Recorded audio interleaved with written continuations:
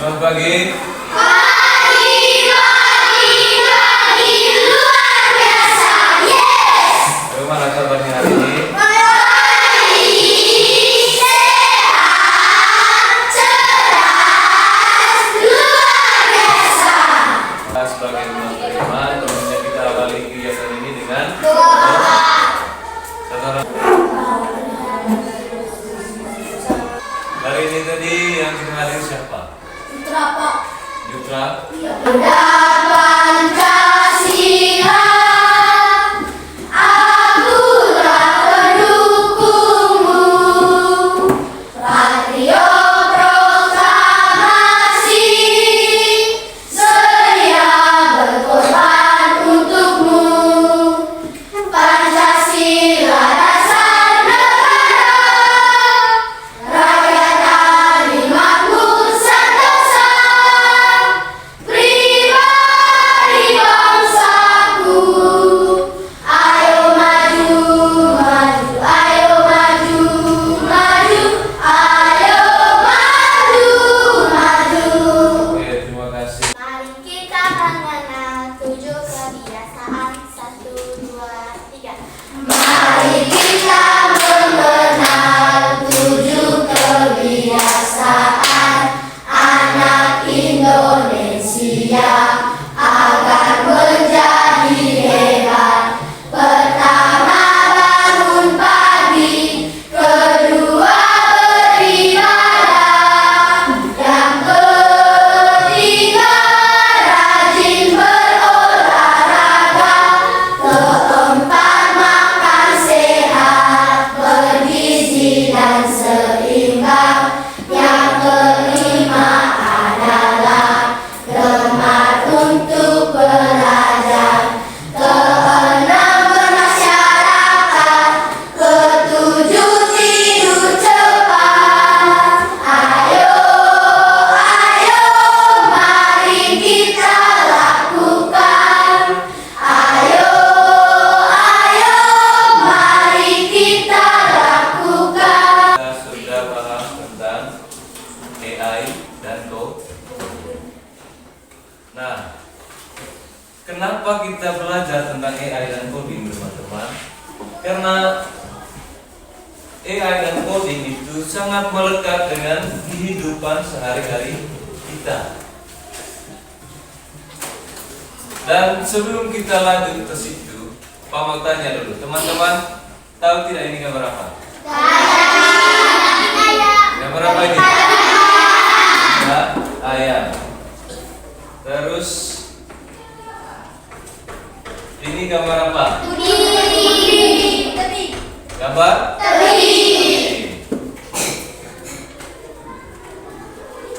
Ini gambar? Ular. Dan ini gambar apa? Ini gambar apa?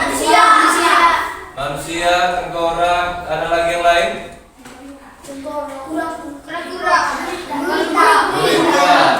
Kura-kura. Nah, sekarang teman-teman, kenapa yang ini teman-teman tahu tadi? Karena ini teman-teman sudah dapat datanya. Teman-teman sudah dapat datanya. Ini adalah ular. Sementara ini teman-teman menganalisa apa sih yang disetujui oleh Pak? Ada yang jawab gambar tengkorak, ada yang jawab gambar manusia, dan ada yang jawab gambar kura-kura. Jadi kesimpulannya, kenapa kita bisa tahu ini ular? Karena kita sudah mendapatkan data tentang ular. Nah, sementara ini kita belum tahu ini gambar apa karena kita belum mendapatkan datanya. Dari situ kita bisa melihat bahwa cara kerja AI juga atau komputer juga seperti itu. Ya Pak. Kalau datanya ada pada komputer atau AI tersebut, apapun yang kita lakukan pasti dia berikan. Misalnya kita minta di AI, berikan saya gambar ayam, dia akan kasih 7 gambar A. Tetapi kalau kita minta gambar yang belum ada daftarnya di sana, dia tidak akan bisa menganalisa data yang kita minta. Sama seperti kita tadi ini. Teman-teman belum tahu ini gambar apa. Ada yang jawab gambar manusia, ada yang jawab gambar kura-kura, ada yang jawab gambar tengkorak. Begitu teman-teman dikasih tunjuk ini, teman-teman langsung jawab ular. Nah, begitu juga cara kerja AI atau komputer. Karena yang menciptakan komputer itu teman-teman adalah manusia. Untuk memahami lebih dalam lagi tentang AI dan coding ini, pada kesempatan ini nanti kita akan bahas salah satu topik yang ada di pembelajaran AI dan coding ini, yaitu tentang berpikir komputasional. Tentang berpikir apa? Komputasional. Kita memiliki dua tujuan pembelajarannya. Yang pertama, supaya teman-teman bisa berpikir logis dan terstruktur. Itu yang pertama. Terus yang kedua, supaya teman-teman bisa mengolah data dengan baik dan benar. Apa itu berpikir komputasional? Berpikir komputasional adalah kerangka berpikir yang mengajarkan kita untuk menguraikan masalah kompleks menjadi langkah-langkah yang lebih kecil dan dapat dikelola. Ini bukan hanya tentang menggunakan komputer, tetapi tentang menerapkan pola pikir yang logis dan sistematis dalam aspek hidup. Nah, dari penjelasan ini teman-teman, di situ kita ditegaskan bahwa berpikir komputasional ini bukan hanya tentang menggunakan komputer, tetapi bagaimana kita berpikir logis. Nah, di sini ada dua aspek yang ada di dalam berpikir komputasional. Yang pertama, pemecahan masalah secara sistematis. Yang kedua, lebih dari sekedar komputer. Ada dua topik utama yang bisa kita ambil dari cara berpikir komputasional, yaitu pendekatan terstruktur untuk mengidentifikasi dan menyelesaikan masalah. Itu pemecahan masalah yang sistematis. Cara berpikir komputasional itu memecahkan masalahnya secara sistematis dari tahap ke tahap, dan juga keterampilan berpikir yang relevan di semua bidang kehidupan. Berpikir komputasional ini teman-teman bukan hanya seperti yang dijelaskan tadi, bukan hanya saat menggunakan komputer, tetapi relevan dengan kehidupan kita sehari-hari di lingkungan rumah, lingkungan masyarakat, ataupun lingkungan sekolah. Nah teman-teman, berpikir komputasional ini ada 4 pilar di dalamnya. Ada 4 pilar yang ada di dalam cara berpikir komputasional. Yang pertama itu berpikir. Saya minta satu orang membaca Debbie. Yang pertama berpikir memecah masalah jadi bagian ke. Dekomposisi memecah masalah menjadi bagian kecil. Nah, dekomposisi ini dia bekerja untuk memecahkan sebuah masalah besar menjadi bagian-bagian kecil. Contoh, seandainya kita di lingkungan kita diberi kepercayaan untuk menjadi ketua panitia acara sambut baru, nanti di sana supaya acaranya lancar, yang harus kita dilakukan oleh ketuanya, tentukan dulu anggota-anggotanya untuk membagi bagian-bagian yang ingin dikerjakan oleh anggota. Masalah besarnya tadi yaitu adalah pesta sambut baru. Nah, bagaimana supaya pesta sambut baru ini bisa berjalan? Misalnya, Sania menjadi ketua panitianya. Bagaimana cara Sania supaya masalah besarnya ini bisa dipecahkan atau bisa diselesaikan dengan mudah? Sania tadi membagi tugas di setiap anggotanya tadi itu. Ada yang bagian urus kemahnya, ada yang bagian urus dekorasi, ada yang bagian urus konsumsi. Sehingga masalah besar itu tadi bisa diatasi karena sudah bagi dalam bagian-bagian kecil. Itu cara berpikir dekomposisi, mencari masalah besar jadi bagian kecil. Nah, sekarang teman-teman, supaya teman-teman lebih paham lagi cara kerja dekomposisi, di sini Pak ada gambar dan teman-teman perhatikan di sini. Di sini ada gambar segitiga berwarna merah, segi empat berwarna hijau dan juga segi empat berwarna biru. Nah, bukan segi empat ini. Segi panjang berwarna hijau dan segi empat berwarna biru. Nah, di sini karena mereka masih menyatu, bagaimana caranya supaya mereka dibagi dalam komponen-komponen kecil untuk memecahkan masalahnya tadi, supaya tahu bahwa oh yang warna hijau ini hanya begini saja, yang warna merah ini hanya bagian ini saja, yang warna birunya bagian ini saja. Sehingga di sini teman-teman coba perhatikan, warna merah dia dibagi sendiri, warna hijau di posisinya sendiri juga, dan juga warna biru pada posisi sendiri. Nah, kenapa ada garis ini? Karena yang sesuai dengan pola ini, sesuai dengan masalah ini, itu ada pada kolom kedua, yaitu merah, hijau, dan biru. Ini memecahkan masalah besar menjadi bagian-bagian kecil. Ini contoh sederhananya. Dibagi per bagian. Itu adalah cara berpikir dekomposisi.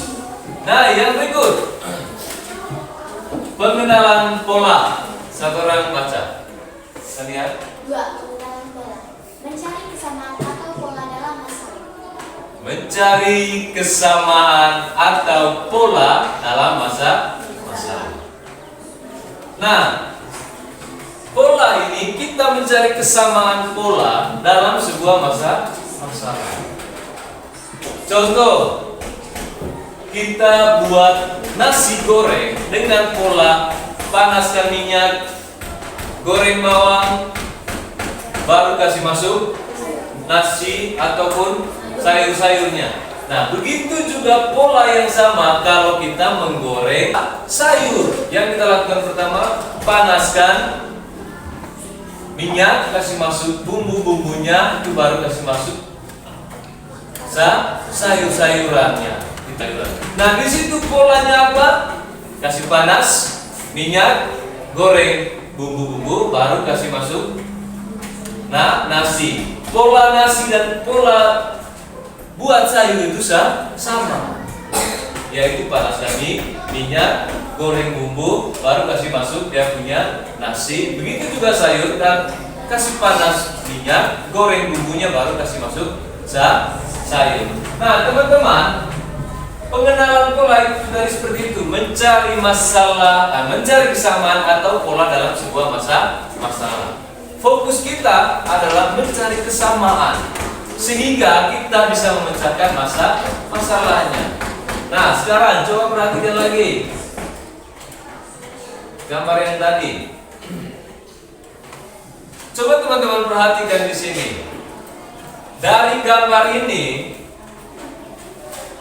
kembali tadi pengertian dari pola, yaitu mencari kesamaan pola untuk memecahkan sebuah masalah. Nah, di sini ada dua gambar yang berbeda. Ada gambar yang menyatu dan ada gambar yang berpisah. Teman-teman, saya minta teman-teman kasih tunjuk ke saya atau tarik garis dari sini, mana pola yang sesuai dengan gambar yang ada di sampingnya ini. Saya minta Sania untuk maju.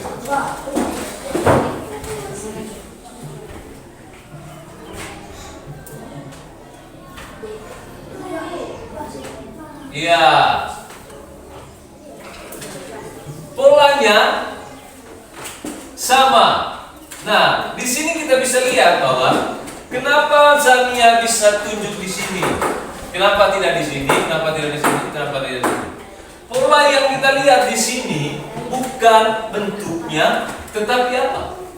Warna. Paham tidak? Paham. Oke. Ini baca yang nomor 3. Abstraksi. Memilih hal penting dan mengabaikan yang tidak perlu.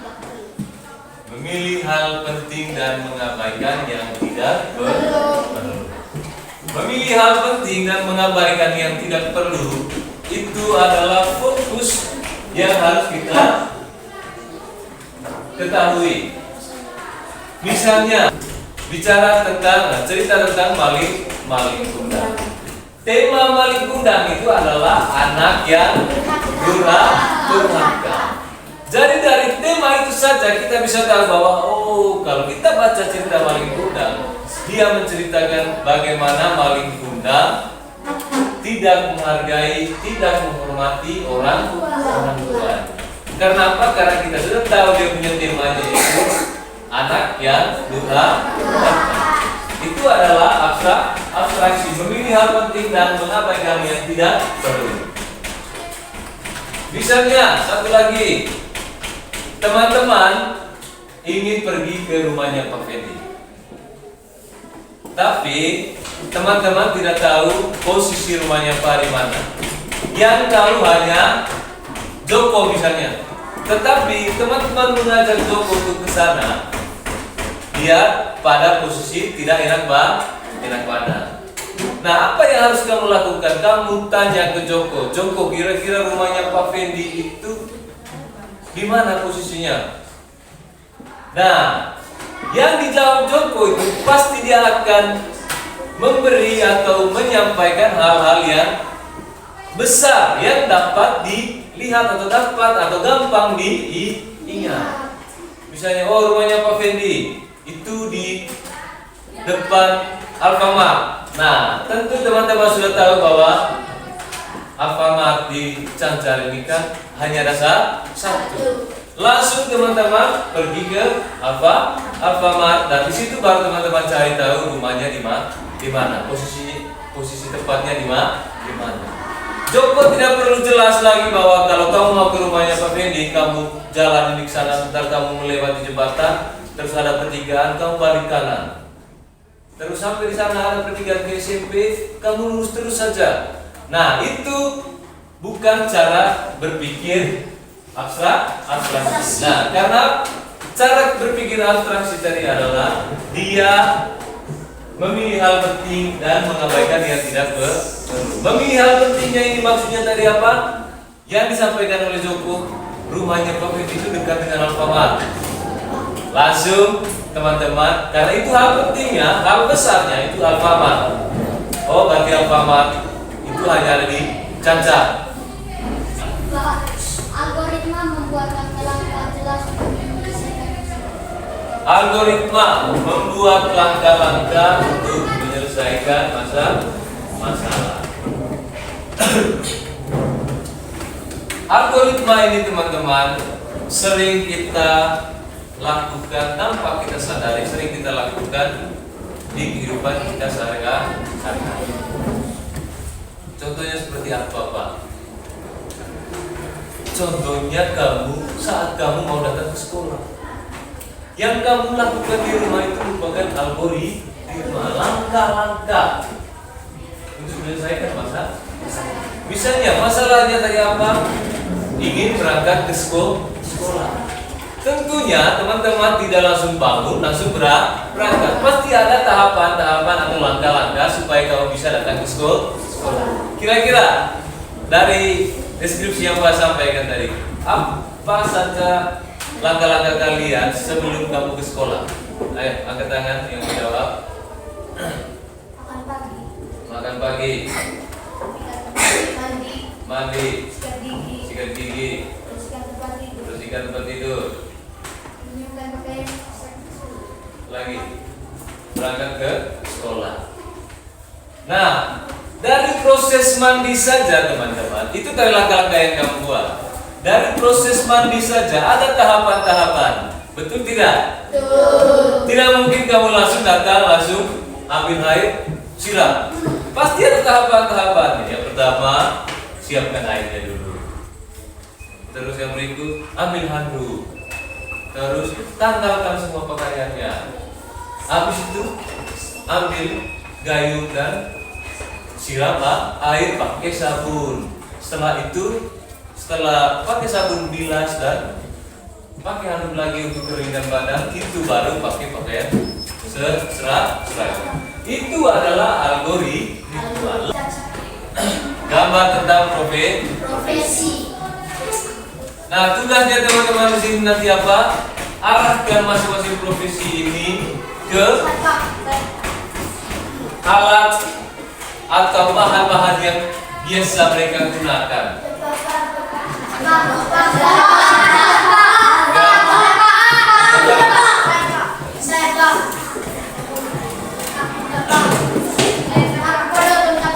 Nah, sebelum itu Pak ingin sampaikan, ini merupakan cara kerja algoritma dengan langkah-langkah yang tepat. Dengan langkah-langkah yang tepat, teman-teman bisa mengarahkan profesi ini kepada barang-barang atau alat dan bahan yang sering mereka gunakan. Kalau langkah-langkahnya salah, pasti akan mendapatkan hasil yang salah juga. Misalnya, contoh, ini adalah gambar seorang polisi. Kalau teman-teman salah atau algoritma yang teman-teman lakukan salah dan dia mendapatkan jarum suntik ini, berarti algoritma yang teman-teman buat sudah salah. Bisa? Oke, sekarang coba satu saja yang perawat. Silakan Alvaro arahkan dia ke barang yang sering dia gunakan di pekerjaan.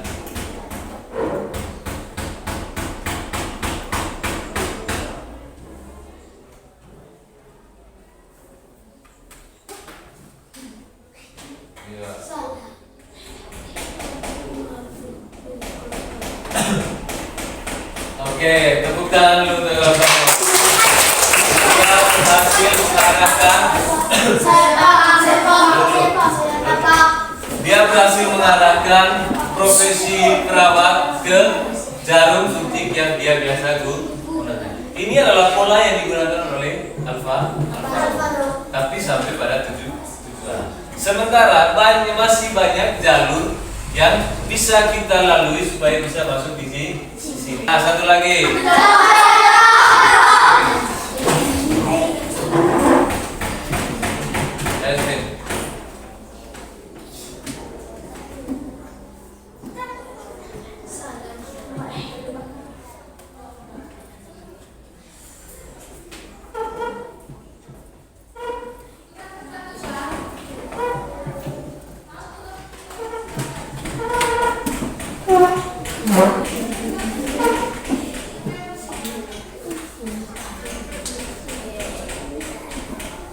Ya,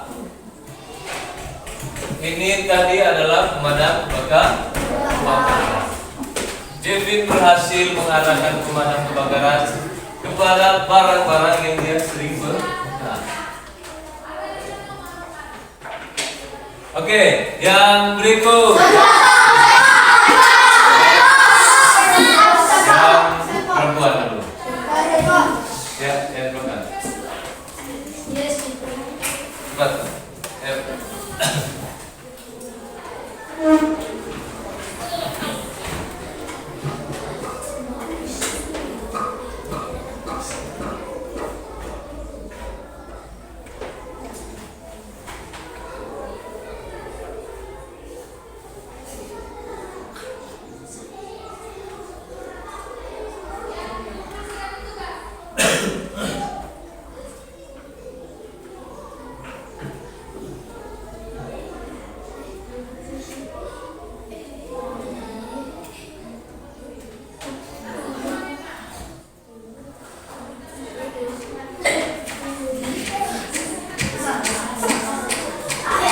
Ya, coba kamu perhatikan di sini. Yang dia arahkan tadi adalah polisi. Karena pola yang dia buat, kembali saya.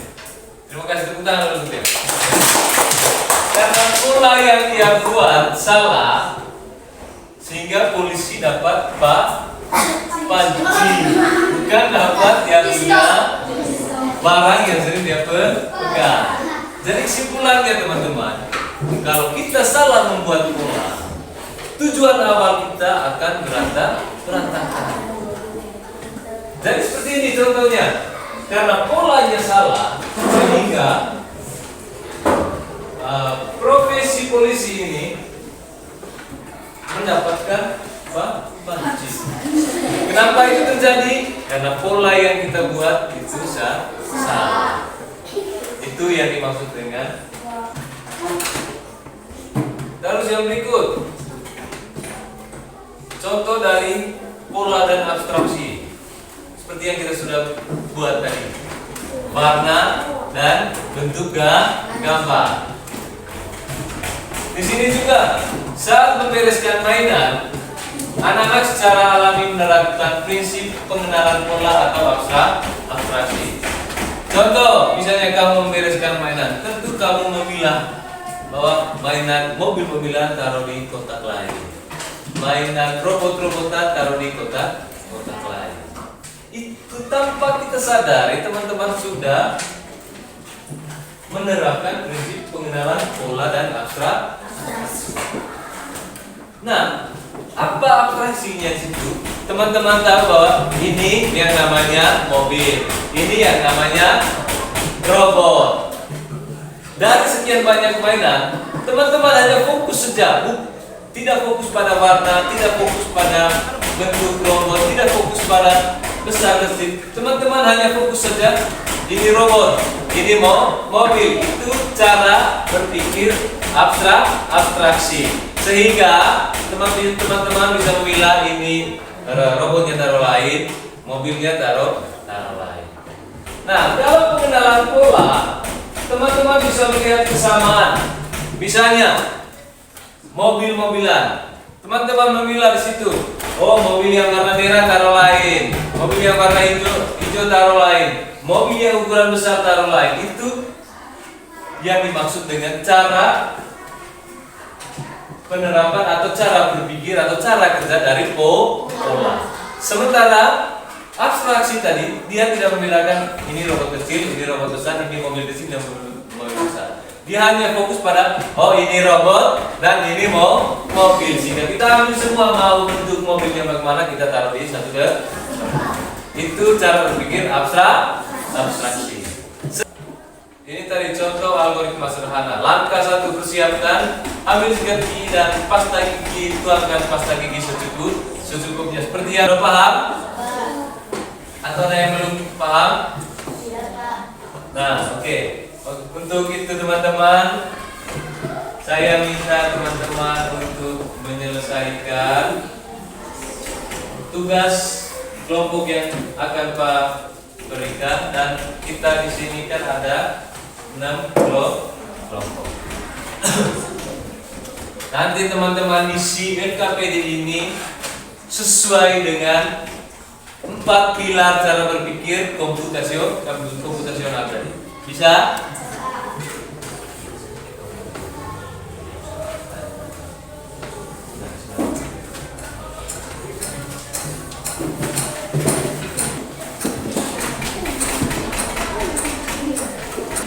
Silakan kerja teman-teman. Pak beri waktu 10 menit saja. Bisa?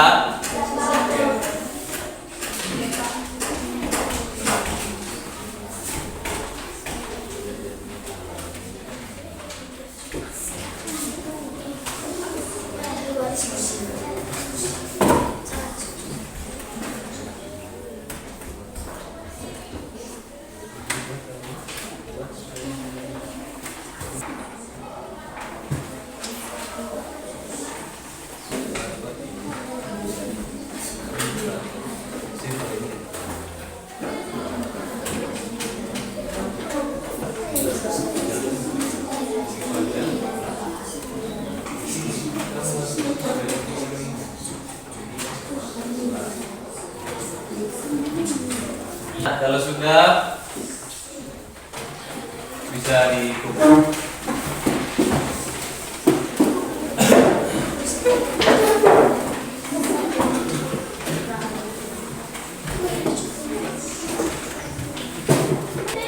Jadi teman-teman, tadi kita sudah bahas tentang cara berpikir komputasional. Sebelum kita melanjutkan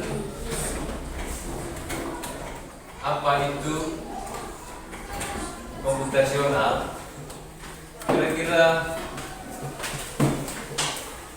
berpikir komputasional itu tadi ada berapa pilihan berpikir? Ada? Coba teman-teman sebutkan dari 4 pilihan itu. Yang pertama tadi apa? Dekomposisi. Nah, dekomposisi itu tadi artinya Memecahkan hal-hal besar dari kecil. memecahkan hal-hal besar menjadi Kecil. Yang kedua tadi apa? Pengenalan pola. Pengenalan pola. Pengenalan pola tadi itu artinya apa? Membuat langkah-langkah jadi jelas. Membuat langkah-langkah yang jelas sehingga masalahnya terpecahkan. Apa lagi tadi? Mungkin ada yang lagi yang bisa jawab? Pola.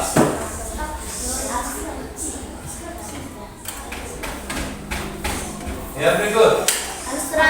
Abstraksi. Apa tadi abstraksi? Apa tadi? Pengertian dari abstraksi tadi. Ayo. Dengan hal yang penting dan tidak peduli dengan hal yang kecil. Hal yang Berfokus pada hal yang besar dan tidak memikirkan hal-hal kecilnya. Itu abstraksi. Nah, sekarang yang terakhir tadi tentang apa? Algoritma. Algoritma. Apa? Algoritma itu. Ayo, angkat tangan yang bisa.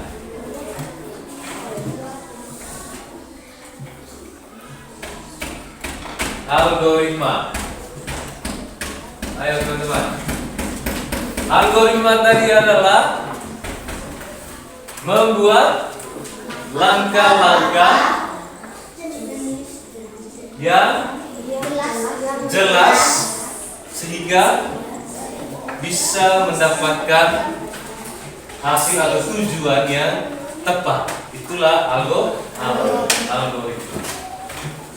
Membuat langkah-langkah yang sistematis hingga bisa mencapai tujuan yang tepat.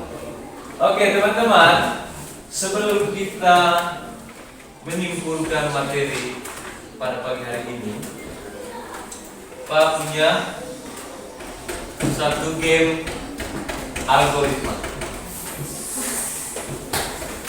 Saya minta teman-teman berdiri dan kasih dorong dia punya kursinya ke depan. Dan ini nanti adalah permainan algoritma.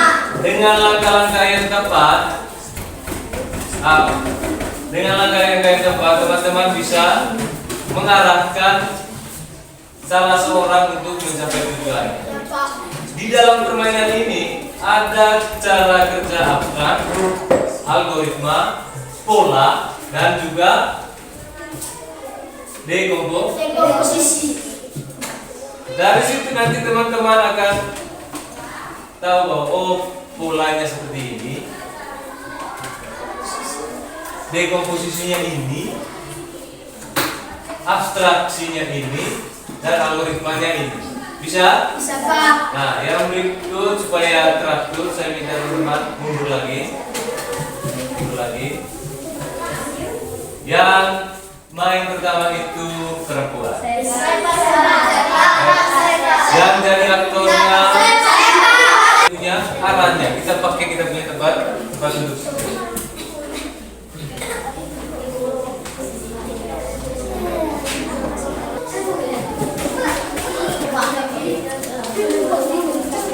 Tantangan dari orang yang pergi mengambil dagingnya sebentar adalah jalannya ada jurang, ada hutan, ada ular, ada alien atau yang kamu sebutkan tadi ubur-ubur atau apa lagi. Nah, arah panah ini nanti teman-teman itu sesuai dengan jumlah meja. Itu satu arah panah. Arahkan sampai Sas mendapatkan daging ayam.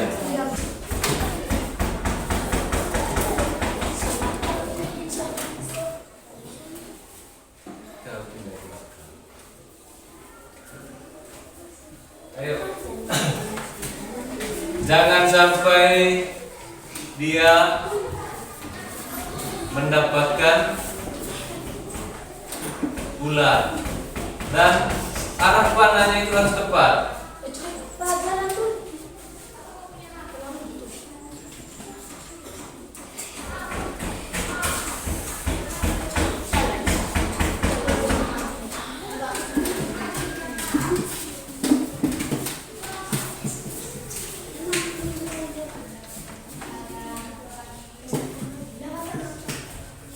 Nah, oke, tepuk tangan dulu. Silakan.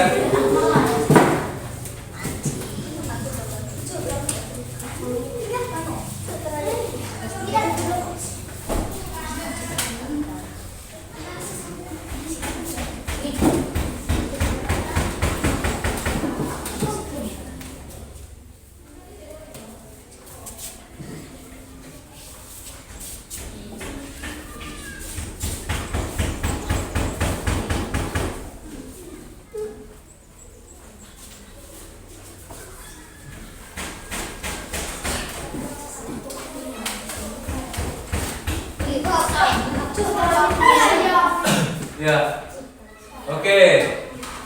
Karena yang dia arahkan ke sana, sehingga Nino tidak bisa mencapai tujuannya karena Nino terjebak di hutan. Tepuk tangan dulu. Kenapa itu bisa terjadi teman-teman? Karena algoritma langkah-langkah yang dia buat itu salah.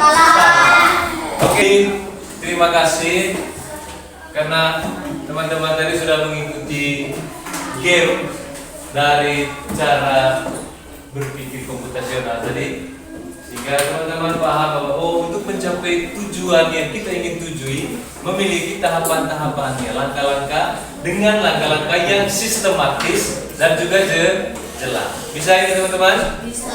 Oke teman-teman, berpikir komputasional itu tadi adalah kerangka berpikir yang menggunakan kita untuk menguraikan masalah kompleks menjadi langkah-langkah yang lebih kecil dan dapat dikelola.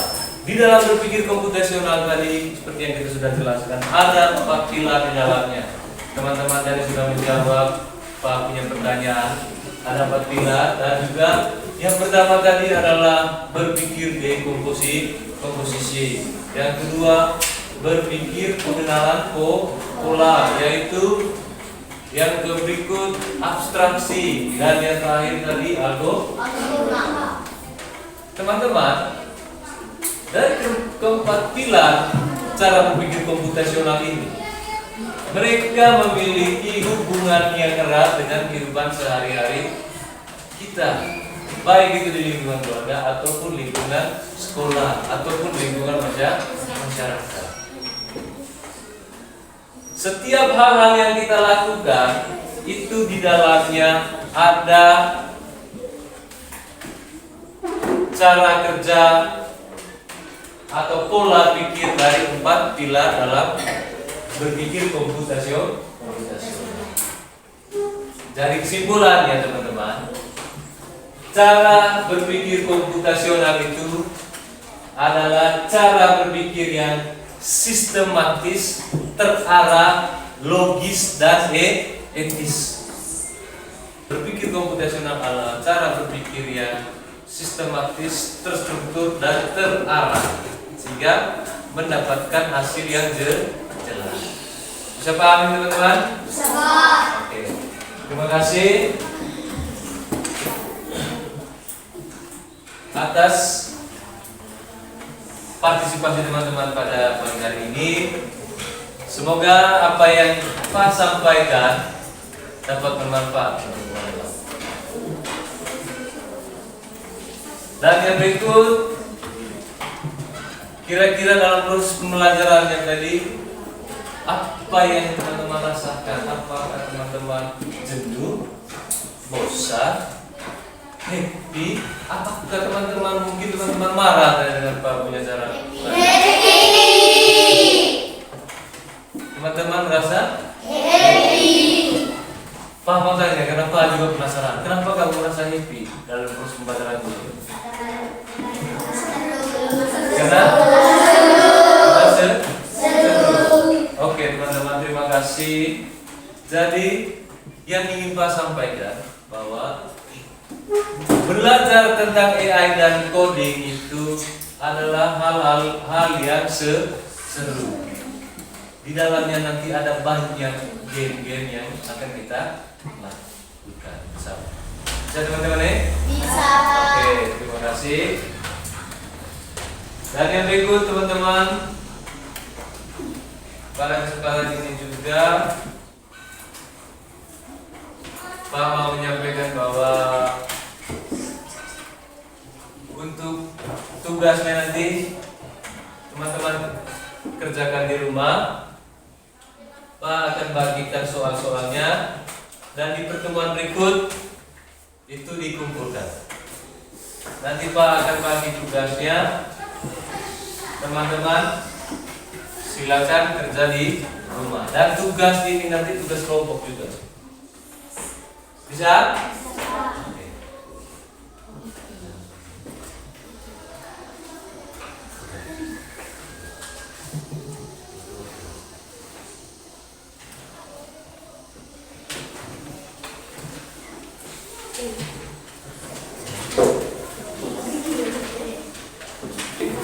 Teman-teman, pertemuan kita pada pagi hari ini sampai di sini saja.